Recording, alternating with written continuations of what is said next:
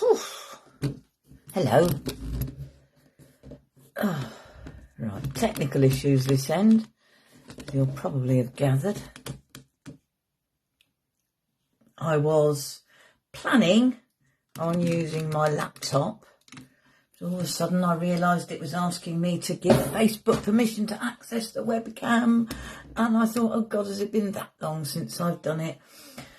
And obviously it had been, so I thought, all right, okay, plan B, use my phone. So here I am, more or less on time. So the plan for today is I want to talk a little bit about Reiki, and then we're going to do some gentle seated Qigong. Sounds like a plan to me. So I'll just move away from the, no, I'll move a bit close to the camera for this. So, well, we'll know that many years ago I was a pharmacist, and then back in 2008, right, it's clearly going to be one of those days. Okay. Start again. I used to be a pharmacist, very scientific, obviously with a focus on helping people get better, although helping people get better by taking their medication properly. And then in 2008, the universe decided I needed to hear about Reiki. And I needed to learn Reiki. And it was that decision to learn Reiki which has literally led to every single other therapy that I've learned. And in many ways, in my final therapy being Tai Chi Qigong, I went full circle. Because just as Reiki and Qigong share one thing in common. They are both energy-based. Reiki literally means sacred healing energy. And Qigong, as you know, means energy work. Now, some of you may have actually had Reiki from me, and you will know that whether it was a full hour's session or just a quick, sort of 15 minutes while we had the time, me giving you Reiki involves me setting the energy flowing, setting the intention for what you want the energy to do, and then generally putting my hands close to or on your body. If it's short treatment, my hands may stay in the same place all the time. If it's a long treatment, then I will probably move my hands to different positions on your body. And there are actually kind of 12 set positions to maintain during a Reiki treatment. But I don't think I've ever used them. But that doesn't matter, because with Reiki, it's all about what the intention is. And when I was first empowered to use Reiki, the first thing I had to do was use it on myself. Self-help. And I admit, when I first started using it on myself, despite the fact that the actual process of being empowered had given me some very interesting experiences, I couldn't feel anything. And then, having treated myself for 21 days, the next step was to practice on friends and family. So I practiced on one friend, and it was terribly underwhelming for both of us. And I began to think, what am I doing? And then I treated another friend, and all I can say is, for both of us, that was an amazing experience. And at that point, I thought, right, okay, doesn't matter if I can't feel it. It doesn't matter if I'm not sensing anything. All I need to do is trust that Reiki will do what needs to be done. Because when you give Reiki, although, you may come to me and say, I've got terrible stomach ache, can you help me? My intention in giving the Reiki will be that the Reiki gives you the healing that is for your highest and greatest good. Why? Because you may have stomach ache, but the symptom may be stress related. So what is needed is to reduce your levels of stress.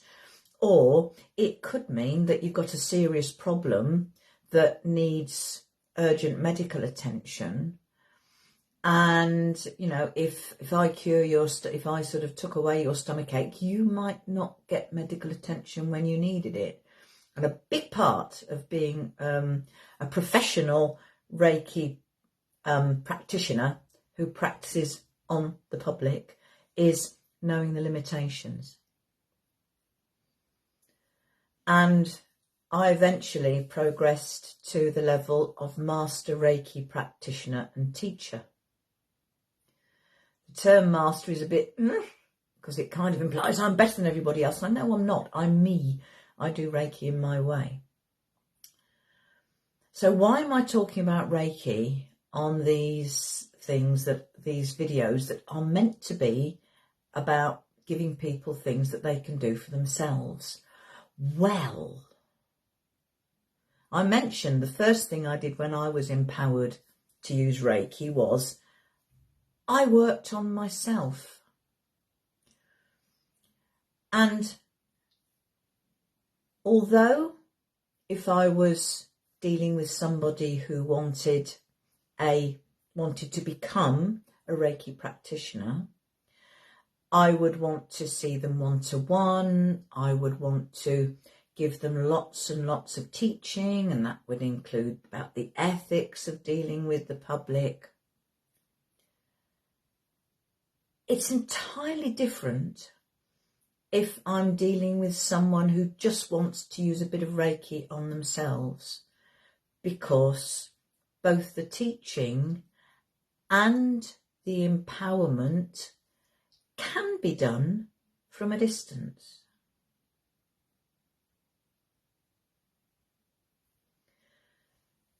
Now, Qigong, as you know, is energy work, and you will read in Tai Chi and Qigong manuals that a experienced Qigong practitioner can channel Qi through their hands. And I well remember my wonderful Tai Chi teacher saying, I got a Reiki certificate, so I'd got a certificate that said I could do it. So really, if I'm treating myself with Reiki, I'm doing Qigong by a different way that isn't open to everybody else because they haven't been empowered. When my eyes were opened to how powerful and empowering Reiki could be, I remember saying to myself, my goal is to empower as many people to use Reiki as possible. There's 3 levels. Reiki level 1 is beginner level. If you want to work with the public, you need to have at least Reiki level 2. And if you want to teach other people, you need to be Reiki level 3. But I'm guessing I'm not talking to people who want to devote a fair amount, like a weekend of time and, over £100 of money to learn Reiki, to use it as the foundation for becoming a Reiki practitioner. But I will bet that I'm talking to a lot of people who would think, you know what, it would be lovely to have a different way of giving myself some healing and some relaxation. As you know, I have a poorly hip. And if it's really bad, I will intend Reiki to flow from my hand and I will put my hand on my hip. I may not feel the energy going in, the way ironically, when I'm giving Reiki to somebody else, I really do feel it, but I'm not aware of Reiki flowing into myself. But that doesn't matter, because Reiki will do what needs to be done. I'm not doing anything when I give Reiki. I am simply opening myself up and saying, come on, Reiki, do what needs to be done. And for that, for somebody who just wants to use Reiki for a little bit, for an addition to their own self-help things, as I say, that can easily be done online. The empowerment, although I could sort of get a group of people who all wanted to learn a bit more, and I could do group teaching, the actual empowerment would need to be done one-to-one individually. But hang on a minute, I can hear you saying, this is accessible well-being for all. What about those who, can't use their hands? Didn't I say Reiki works by the intention?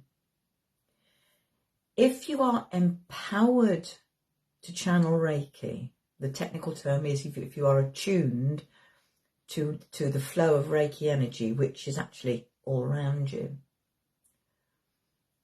you don't have to do anything. You just have to have the intention that Reiki will flow into you and go to the area where it's most needed.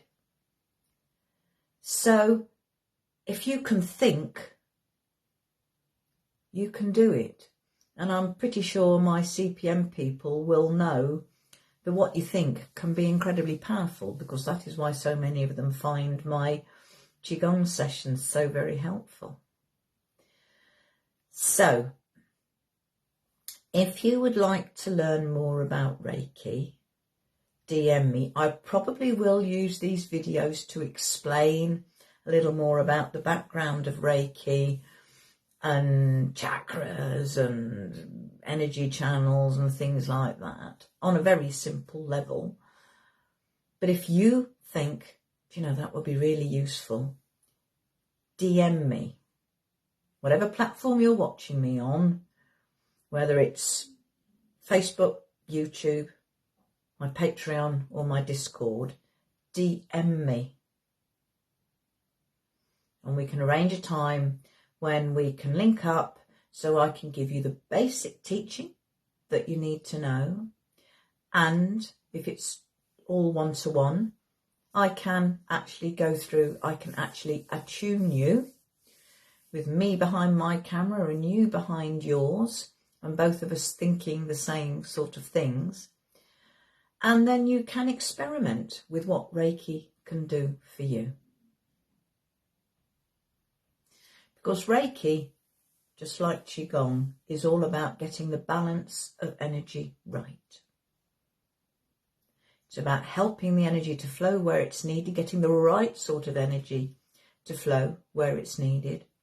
Reiki energy isn't quite the same as Qi, because Qi is within you and everybody absorbs it.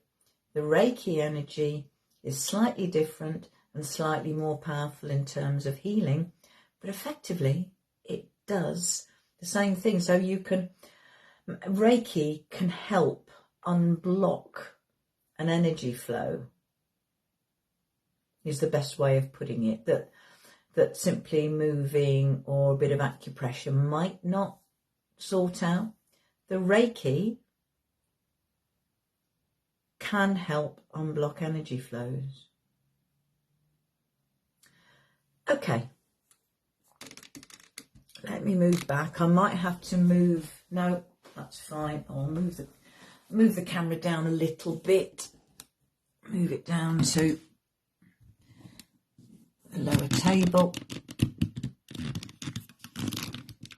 That's better.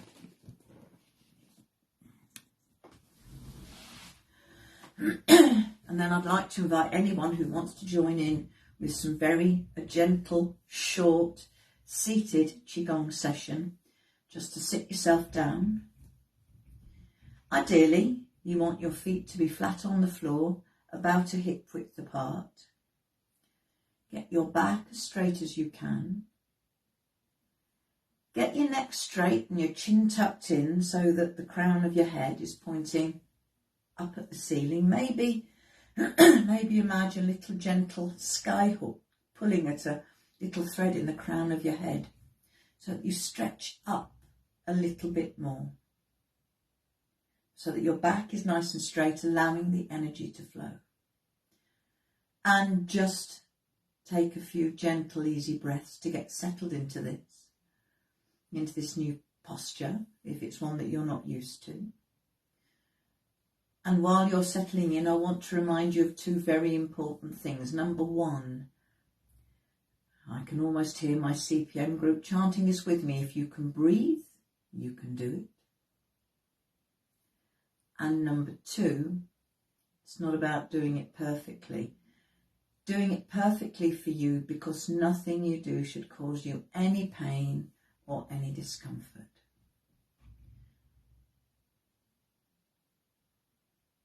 So I'd like you to start with your hands just loose, and then let's do a little bow in. Have your left hand across your body with your palm up, the right arm down. Bit of a martial arts bow, and bow from the waist. Just acknowledging the yin and the yang energy all around you.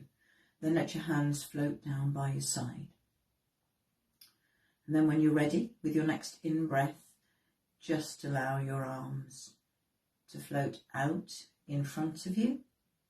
And as you breathe out, just allow them to gently sink all the way back down. Your arms should be very long, loose and light. Should be no effort. Everything should be driven by your breath and your body. And really be aware of how your arm and your shoulders feel. And if this is only a small move for you, that's fine. Nothing you do should cause you pain or discomfort. So breathing in, letting your arms float out in front of you. Breathing out, allowing them to gently sink back down. And we'll do this move twice more.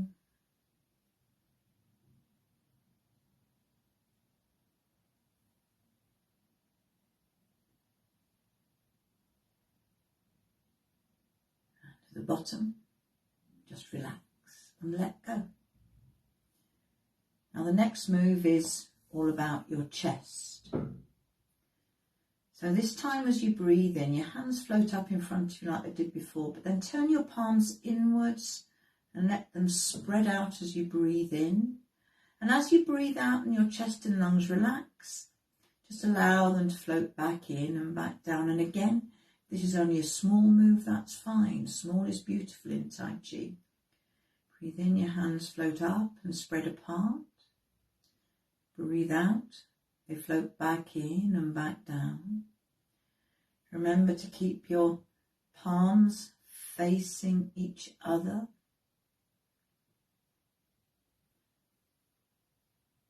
If you like, as you breathe in, imagine you're breathing in good and positive feelings, and breathe out any stress or tension like grey smoke. And then we'll do this move twice more.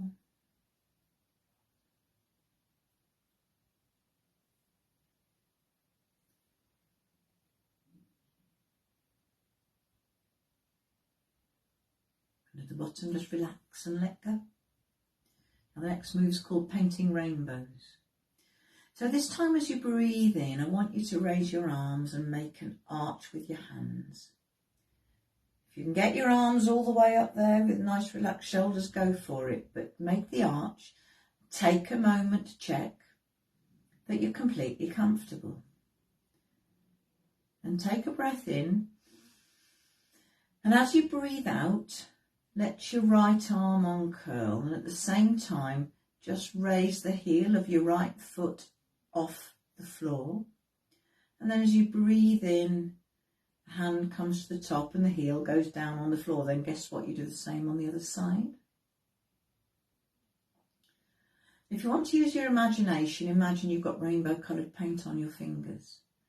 So as your fingers move through the air, you're painting your own personal rainbow. Maybe Imagine the colours. Just make the move as big or as small as works for your breath and your body right here, right now. Then we'll do one more move on each side.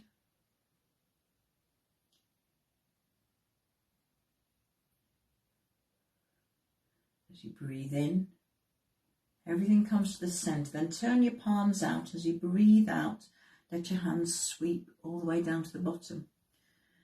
Now with the first 3 moves, you've been filling different parts of your body up with energy, and with this move, you're mixing all that energy up to make sure it's flowing to all the right places.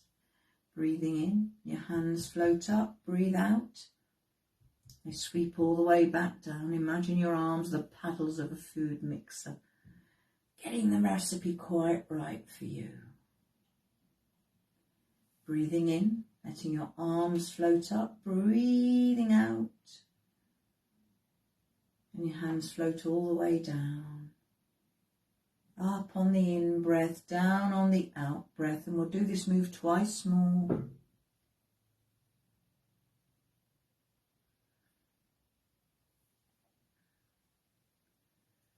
And on the final move, as you breathe out, I want you to bring your hands gently in front of your body.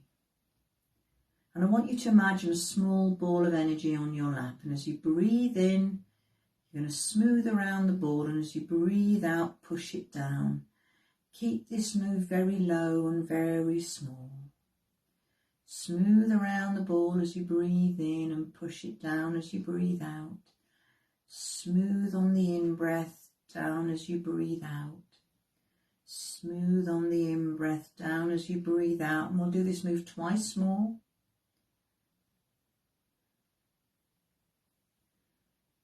And then on the last move, just bring your hands to rest in front of your tummy or wherever is comfortable for you. And I invite you just to take 3 or 4 gentle, easy breaths. And as you do, can you get a sense of everything just settling down and settling back to where it should be?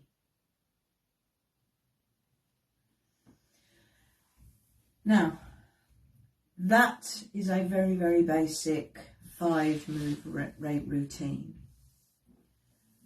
And basically, it pulls energy into different parts of your body. So the first move, you pull it into the lower half of your body. The second half, you pull it into your chest and middle body. The third move, you're getting energy into the top part of your body. And so with that last move, we're mixing all the energy up because the energy has been coming from different places, from the earth, from the air, and that top move, the energy was coming from the sky, the sun. It's making sure, so the earth gives us yin energy, the sun gives us yang energy, and we're trying to make sure that the yin and the yang are balanced and evenly distributed. So with that final move, we were mixing all the energy up. And then with the very final move of balancing the qi, the clue is in the name, it's making sure the qi is balanced and also where it's meant to be. Now, in traditional Chinese medicine, qi is believed to reside just behind your belly button. And so what you're doing with this move is kind of winding all the energy in, a bit like winding a ball of wool. And you're bringing it back to where it needs to be stored, ready for you to call on when you need it. And to any of my CPM friends who watch that and say, but you didn't use the same words you do with us. No, I know I didn't. I use very special words for my very, very special friends at CPM. So don't worry, when you see me on Friday, I'll be using the normal words. Anyway, I am going to end this video now by saying I hope you've enjoyed it. Whoever and wherever you are, I want you to know that you matter. Just repeat that to yourself, you matter. And you're worth taking care over. You're worth looking after. And everything I do in these streams is to give you ways to look after yourself in ways that work for you. Maybe, hello Dawn, maybe Qigong isn't for you. Maybe you heard what I said about Reiki and thought, oh, I'd love to know more about that. Maybe you really enjoy the mindfulness and you can't see the point of movement. That's absolutely fine. If you can let me know what things you would like me to do in these streams, I will happily do them because they're your streams and I want to do what helps you. So if you want to know more about Reiki, DM me. If you would like to suggest a topic for the next stream, which could be anything, we've covered insomnia, we can cover pain management, we can cover breathing exercises, relaxation, we can cover how, dealing with really strong emotions. These are your streams, they're up to you. Let me know what you would like to see me cover. In the meantime, I'm going to say thank you so much for watching. Hope you've enjoyed it. If you know somebody else you think might enjoy this stream, please feel free to share them and share this stream with them and share my details with them. And very importantly, remember that if, as a result of a stream, you want to cover something in more depth with me and want a one-to-one session, I'm very happy to arrange those. They'll mostly be about half an hour in length, and I'm prepared to do it for a donation. Whatever you can afford, but there is a minimum donation of £1. If you can prove to me you have a connection to CPM, then the minimum donation is less than that. But trust me, I will need to be sure that you have got a definite link to CPM, that you've got that you attend there, or you're a carer of somebody who goes there, or whatever. So CPMers, this applies to your parents and carers as well, and to the friends of CPM as well. So there you go. That's all I've got to say today, and I will be back next Tuesday. And in the meantime, look after yourself and whoever or wherever you are. Know that you matter. I know that you matter, and I want you to know that you matter. Namaste.